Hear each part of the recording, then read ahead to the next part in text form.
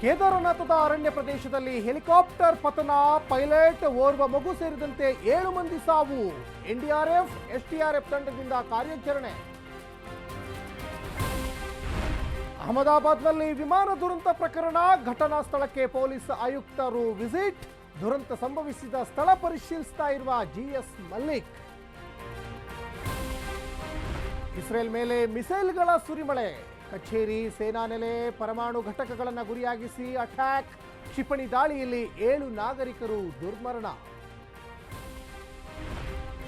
ಮಾಜಿ ಪ್ರಧಾನಿ ಎಚ್.ಡಿ. ದೇವೇಗೌಡರ ನೇತೃತ್ವದಲ್ಲಿ ಸಭೆ, ಪಕ್ಷ ಸಂಘಟನೆ ಸೇರಿದಂತೆ ರಾಜ್ಯದಾದ್ಯಂತ ಪ್ರವಾಸದ ಬಗ್ಗೆ ಚರ್ಚೆ.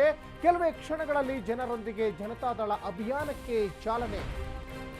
11 ಜನ ಸಾವು ಖಂಡಿಸಿ ಕೇಸರಿ ಪಡೆ ಹೋರಾಟ. ನಾಳೆ ಜಿಲ್ಲಾ ಕೇಂದ್ರಗಳಲ್ಲಿ ಬೃಹತ್ ಪ್ರತಿಭಟನೆ. ನಾಡಿದ್ದು ಫ್ರೀಡಂ ಪಾರ್ಕ್ನಲ್ಲಿ ಬಿಜೆಪಿ ನಾಯಕರ ಪ್ರೊಟೆಸ್ಟ್.